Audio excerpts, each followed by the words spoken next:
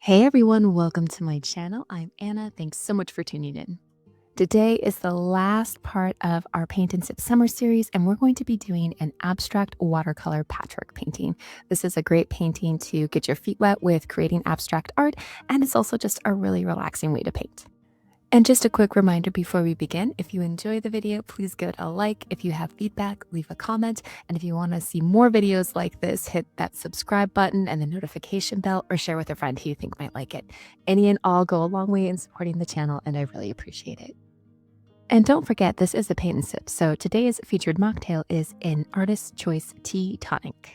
You get to select your favorite tea base and citrus fruits, add a little honey, tonic water, and a flower if you're feeling fancy. The full recipe is in the description. Now, onto the painting. So all you're going to need for today's painting is 140-pound cold press watercolor paper. I recommend taping it up with some washi tape for a nice clean border. For a brush today, I would highly recommend using a flat brush. This is a 3/4 inch, but you can use bigger or smaller, just depends on what you have. Going along with our Artist's Choice theme today, just select your favorite color palette for this painting. We'll go into specific color selections in a minute. And if you have a metallic, I recommend grabbing that. You'll also want a spray bottle to activate pigments, a couple jars of water, and some paper towels. All right, that should be all you need. Let's jump into selecting our color palettes. A comment I've gotten over the years quite often is that people really enjoy abstract art, but when it comes to creating it themselves, they don't really know where to start. And that makes sense because you don't have a subject or a landscape you're trying to depict. So what I usually do is start by building a color story. And what I mean by that is choosing colors that reflect a place, a mood, an experience. Personally, I'm going to be depicting the shift from summer into fall, so I want a rich, warm, glowing palette. So think about your inspiration and select 3 or 4 mid-tone colors that aren't too light or too dark, and then select one dark color and one light color. That way we'll have a nice range of values, and that'll help us create depth. Oh, and don't forget to select a metallic if you have it. We'll be using that for mark making at the end. Once you've selected your colors, go ahead and give them a nice spritz. I've already done mine, and I'm just letting them sit for about 30 seconds or so. While those are activating, wet your brush and select your first color. Now, a good rule of thumb for watercolor is to start with your lightest colors and then move into your darker colors. So for this first layer that I'm laying down, I've chosen my brightest color, which is this beautiful bright yellow, and I'm also going to be using Rose Madder, which is my lightest color. By starting with the lightest and brightest colors first, you preserve those spaces and you can kind of work around them with the darker colors, so you ensure that you have your full range of values. Also, by starting with the lightest and brightest colors, when you do layer darker colors over parts of them, it creates this beautiful glow from within. So highly recommend lightest and brightest colors first. Now for the actual painting of the patches, you'll notice I'm just doing 2 or 3 vertical strokes next to each other to create one patch. And since I'm going for a harmonious, balanced look, I'm keeping them all roughly the same size and trying to distribute them somewhat evenly across the canvas. But you certainly don't have to stick to that. If it doesn't suit your purposes today, you can vary the size of the patches, or you can play around with a different placement. However, one thing I do strongly suggest is that you wait until your patches are dry before you overlap them with another color. So you'll notice none of the bright yellow, rose madder, or mid-tone turquoise patches overlap. That's because today we're creating depth with a technique called glazing. In order to glaze, your first layer needs to be completely dry. Then when you apply the next wet layer, the shapes can keep their structure. And since one layer is dry and one layer is wet, pigments don't actually physically mix into a muddy new color. Instead, they layer and blend optically as your eye looks through one color into the next. And the result is effortless visual depth, which you can actually see with this darker, warmer turquoise I'm painting with right now. Some of the rose madder and bright yellow patches have dried, so I am glazing over the top of them with this color. And you can see the shapes are holding their structures and the colors are harmonizing. So I'm going to keep glazing over the patches that are dry, and I'm going to go through all my colors and go until the pure white spaces are full. And I invite you to do the same with just a couple of quick reminders. Remember to preserve some of your lighter, brighter areas so you can maintain a nice range of light and color values throughout your piece. Also, if you accidentally reactivate a pigment when you're layering and you end up softening an edge or actually physically blending colors, that's totally fine. It typically adds some nice textural variety and some pretty subtle streaks of color. So with that, I will let you get into a flow and I'll let the music take over. I will check in again when it's time to do some mark making.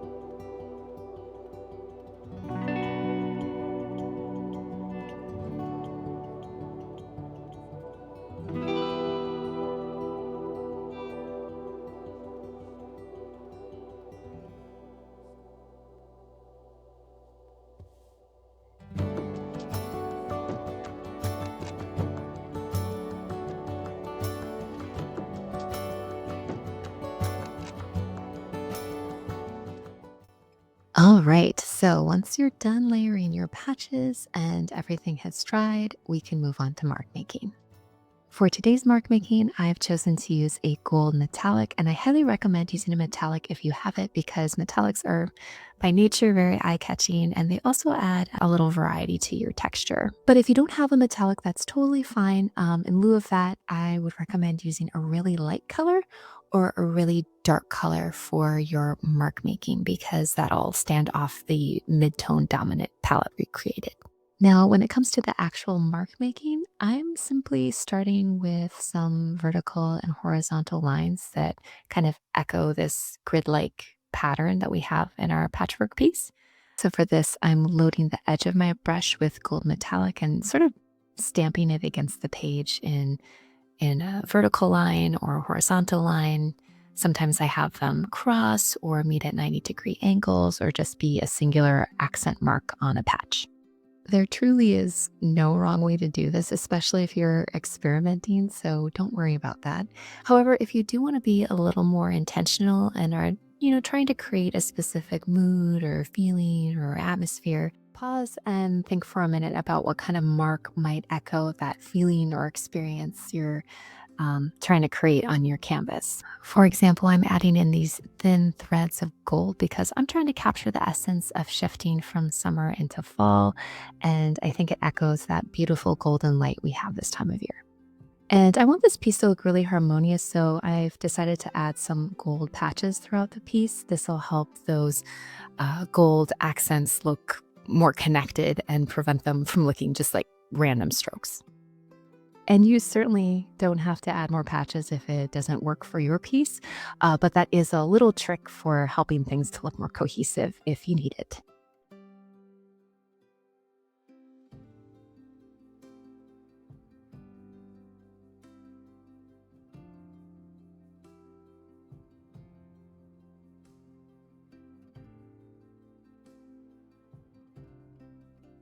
Okay, I'm happy with the amount of gold patches. Now to finish off this piece, I think I'm gonna just play with some splatter. It echoes again, the beautiful golden sunlight and the bursting of all the fall foliage.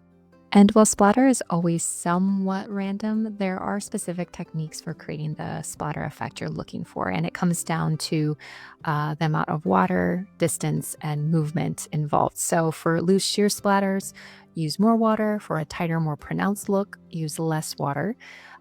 Holding your brush close to the canvas and tapping the handle firmly will create a concentrated cluster. And then if you want a really dynamic scattered effect, use a sharp jerking motion from higher up. You can also manually add in a few splattery dots for balance as needed. And of course, there are a plethora of different ways to do mark making. These are just a couple. If you're still with me, go ahead and leave a comment if you tried a different type of mark making. I'd be curious to know what you tried.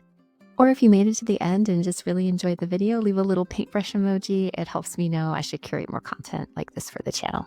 And with that, this watercolor patchwork is complete. As always, thank you so much for creating with me today. Until next time, take care.